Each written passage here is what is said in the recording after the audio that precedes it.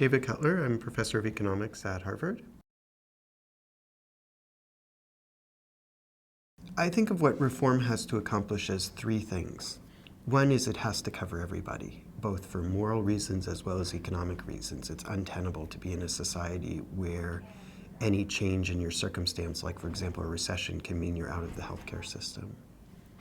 Second is it has to modernize the healthcare system so that we really get money for what we put into it. We really get value for what we put into it. The misconception that you referenced is that the goal is to save money. The goal is not to save money. The goal is to do things where they're appropriate and not do them where they're not appropriate, which is a way of looking at it that's much more consistent with where people are and the values that we have. And then the third thing that we need in reform is we need a public health system that actually works to keep us healthy, to keep us safe, that reinforces our medical care system from things like H1N1 flu, to avian flu, to food and water safety, to obesity and smoking cessation. What people need to understand about healthcare reform is that we can improve the quality of care and lower spending at the same time. Think about those patients with chronic disease who are not getting treated appropriately. Treat them more appropriately, they don't go into the hospital, they spend less, and their quality of life, their length of life is increased. That's what we can do if we really do it right. So yes, we need to save money, but we will save money as a byproduct of having a system that works better. We're not going to save money by taking a meat axe and just clawing off some part of healthcare spending. That's what a lot of the alternative is. If we don't do this, what's going to happen? Probably a lot of employers will just say, hey, you know what? We're just going to stick you in a health plan with very high cost sharing. You go out and deal with it. Everything we know is that people will stop taking their medications, they'll save money, and their health will deteriorate. We have to find a way, and we believe there are ways, where we can save money and we can improve health. And people know this. People know that the healthcare system costs more than it should, and a part of that is because the thing just doesn't work right, and you wind up having people in very expensive circumstances after the fact when you could have prevented it. So I don't think that convincing people of that presumption is that hard. I think what we have to do is, one, make sure we do that, make sure we put the steps in place to do that. And second is we need to make sure we don't demagogue it. So we just say to people, oh, well, what the president wants is to ration your care. Or what Senator Kennedy wants is to make sure you don't get stuff. We need to get away from that because people it's complicated enough. No one's going to understand all the details. And if people hear those things and they get scared, then they'll be tempted to back off. And that would be just the worst of all situations. Let me give you 3 examples of why we have waste and how you could get rid of them. The first example is look at what actual providers are doing on a moment-to-moment basis. So people have done studies where you follow nurses in a hospital with stopwatches, or you have them carry a Palm Pilot where they record everything that they do. The most common thing that a nurse in a hospital does is document things. She takes the printouts from electrical equipment, gets it on paper, re-enters it into a computer. That's a third of the time. That doesn't need to happen. No other industry does that. That's probably $30 billion a year spent on that. So that's one example. And there are all sorts of other examples ranging from infections that are not prevented and so driving up spending, to doctors who spend $70,000 a year on the telephone with insurance companies and pharmacies and their staff doing that. So the first item is just money spent doing things that in no other industry do we tolerate, which is why productivity is very low in healthcare. You could get rid of that with information technology, both what we have and what we can expect in the reasonably near future. You could get rid of that with payment changes. You could get rid of that through organizational changes. The second area is insurance companies that drive up spending a lot by separating out who's healthy and who's sick. So they spend a lot of money figuring out who the healthy people are and who the sick people are and how to insure only the healthy people. That is a big, big loss for society. Of course, someone has to pay for the sick people. They're not going to pay for hundreds of thousands of dollars on their own. So me and you are going to pay for it through tax dollars or through other programs. The money spent shuffling them around is just a complete waste. And many of the insurance companies recognize this and are willing to do something about it. So that's the second example. The third example is people who have more very acute episodes than they need to, and when they have those episodes, they cost more than they should. An example, diabetic patients who are not treated well on an outpatient basis wind up going into the hospital with kidney failure, in need of amputations of extremities, going blind, with heart attacks. Why? Because we couldn't get it together to treat them better when they had diabetes without those complications. And then when they have the complications, of course, we don't manage it very well. They go in the hospital, they come out of the hospital, they don't get a doctor's appointment, they don't see the nurse right away. They wind up coming back into the hospital 3 weeks later with further complications. All of that is expense that doesn't need to happen. And if we do a better job coordinating care for people, better job managing them when they're in less acute states, better job of dealing with them throughout the course of their illness rather than just at the very end, we can save an enormous amount of that expense as well. Healthcare is the most information-intensive industry in the economy, and it uses information technology the least of any industry in the economy. So if you think about where do we need information the most, it's clearly healthcare. You need to know what's going on with the patient, what they're allergic to, what kinds of issues they have, what treatment options. And yet we still do things by paper and pencil, storing things in huge stacks where you can't retrieve them and they're not there where you need them. Healthcare is amongst the lowest productivity industries in the economy. If you look at the well-performing industries, they tend to have three features. The productive industries tend to have three features. First, they use information technology a lot. They know who's doing what, why they're doing it, how rapidly they're doing it, what the outcome is, how to improve it. They're always thinking about that. They use information technology a lot. In healthcare, we don't. Second, they have compensation arrangements that are tied to improving value. When employees create value, they get paid more. When they do things that don't create value, they don't get paid as much. In healthcare, you get paid for doing things for volume, but not for value. And third is they decentralize it so that changes are made by workers. Workers have authority. In the famous Toyota model, any worker can stop the production line. Why? Because he or she has the right information and the right incentives to make sure that the cars are coming out with the quality that they need to. In healthcare, the frontline workers are so busy just getting by that they don't have the opportunity to do better. If you take those nurses who are spending a third of their time documenting things and say, well, couldn't we do better? They'd say, yes, but I just don't have the time to figure out how. I'm so rushed, I can't figure it out. Healthcare has got to get better. It's got to get better on the information end, where we've made a good start with the recent American Recovery and Reinvestment Act, which is spending $30 billion on health IT. Compensation changes, which need to follow that, hopefully in healthcare legislation that comes this fall, that will say we pay more for value and not just for volume. And organizational changes, freeing up organizations and helping them learn from each other so that they say, hey, you know what?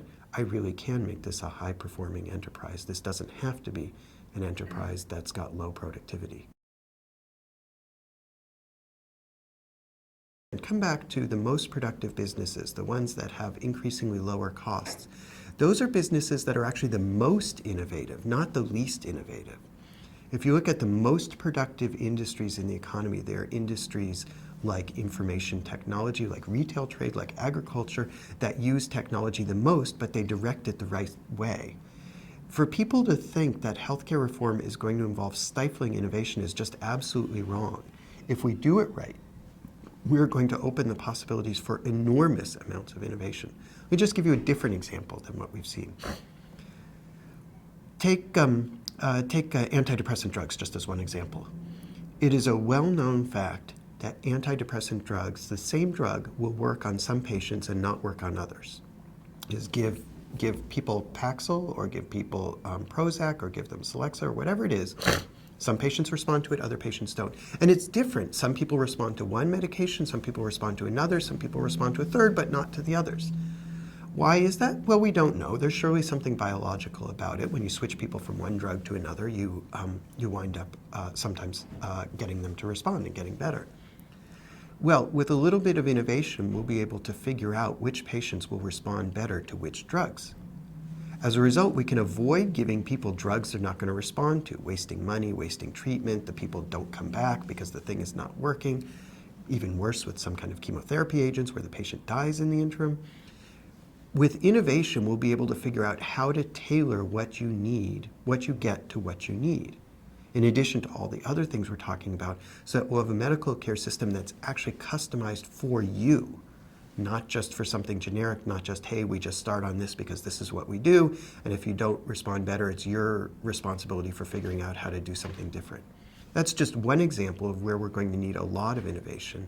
Healthcare reform has to encourage innovation across the board, or else it's not going to succeed. I think innovation is going to be key to healthcare. And if you say to me, what's going to solve the healthcare problem, it's going to be innovation. There are different kinds of innovation. There are innovations in medical devices and drugs and so on. Many of them add to expense, but they may improve health by quite a lot. There's another kind of innovation that doesn't get touched on as much, which I think is worth highlighting, which is innovation in the way we go about providing medical care. There was an old TV show, Marcus Welby, that probably the older listeners will have seen and the younger viewers will not. Marcus Welby practiced medicine, I think it was the 1950s or so. There is nothing that is done in the medical system today that Marcus Welby would recognize. No procedure, no pills, nothing. But he would completely recognize how medical care is delivered. It's a doctor in an office with a patient, and that's what happens. So almost nothing is the same in the world today as it was in the 1950s, except the fact that we go about providing medical care in the same way. Let me just take one example of why that is so harmful. If you look at patients with chronic disease, diabetes or hypertension or high cholesterol, many of them do not take the medications that the doctor recommends because they don't know what they're supposed to do, or they have side effects and they don't know how to deal with them. It's very easy to help them. Nurse practitioners can help them, physician's assistants. It does not have to be a doctor. We do not pay for that. We do not recognize that. We do not allow that in most circumstances. And the result is that those people are not treated well. They wind up with complications, with very severe effects afterwards, and the whole system just functions poorly. We need a healthcare system that's focused around helping the patient. And if that means that there's a nurse practitioner who's there to help you out, hey, great. If that means that there's a physician's assistant or a group visit with lots of other people who figured out how to do that, then that's what we have to enable. So far, we almost prohibit it. We don't help it. We're not even neutral. We basically say we're not going to allow that, which is just a huge, huge mistake. And it's something that's going to have to be very different, or else we're never going to make a lot of progress. A lot of the innovations in healthcare recently have come from a couple of places. One is the kind of analyst community, where there's been a wholesale change in thinking since the past reform effort 16 years ago, where you now have much more attention to information technology and how you'd eliminate waste and so on, none of which you saw. And then what's very interesting is the provider community has a number, and insurer community for that matter, has a number of very progressive elements. Groups that are out there saying, you know what, we're just not going to tolerate patients getting substandard care, or care that's not as good as it should be. And so you have the Mayo Clinics and the Cleveland Clinics and the Kaisers and the group health cooperatives and the health partners and the Geisinger Healthcares and the Intermountain Healthcares and Virginia Mason, all of those examples. Those are companies that said, and they're insurance companies, they're provider groups, they're doctor groups, they said, you know what, we are just not going to take it anymore. And many of them put themselves at financial risk by doing better. They got in situations where they were preventing readmissions to the hospitals enough so that they nearly went under. And some of them had to go begging and pleading to Medicare, saying, can't we work out some arrangement where when we improve quality and lower cost, we don't suffer so much? And that's actually provided a lot of the example that we have. So it's not, when we talk to people now about healthcare reform, It's not hypothetical, it's real. It's this works, and we see it work, and you can have it too. And I think between the kind of analyst thinking and what's going on at the most progressive places, you really have this model out there and this framework for what to do, which is very, very helpful. Two parts have to go together, the covering people and the modernizing the healthcare system. You cannot do one without the other. In Massachusetts, we covered people without doing anything about the cost. We decided we wanted to cover people first and we deal with the cost later. Now we're stuck dealing with the cost. The system costs more than we know how to finance, just because all medical care costs more than we know how to finance. So we've got to come back, and we're now trying to deal with the cost. In the national level, people talk about saving money first and then covering people, but nobody wants to see the implications of a healthcare system that tries to save money when there are 50 million people without coverage and another 50 million people who are in and out of coverage during a year. It would just be an epic disaster. So they have to go together. The key to it has got to be innovation. The US is uniquely bad at some things. Dealing with big social problems is an area where we tend to be bad. We have a very pluralistic society. People have difficulty wrapping their minds around it. I think as I look at the debate, I'm hopeful. And in part I'm hopeful because I think most people have the best intentions at heart. So if you look, for example, at many of the Republicans in Congress, I don't know a single one who I've heard say, gee, it would be a shame if everybody had insurance coverage. You don't see that. What you see are people struggling to find an answer. And the struggles are in different sorts of ways. Now, people on the left and the right differ about all sorts of matters. They differ about the proper role of government in markets. Okay, fine. They differ about how to finance things. Okay, fine. In the past, what's happened is that a lot of those disagreements have overshadowed the areas of agreement. And then you throw in some politics and some re-election things and so on, and they've all come to overshadow it. I think what we're seeing this time is somewhat different. I think what we're seeing is people really trying very hard to say, I'm going to put those aside, and I'm going to try and see where there's consensus. And they're actually following the president, who in his presidential campaign said, I'm going to gather everyone around the table and I'm going to try and see where we can agree about what to do. This is a very, very hard policy problem. It's probably the hardest policy problem we have today. And what people are trying to do is gather around and see, can they produce some consensus that really makes sense?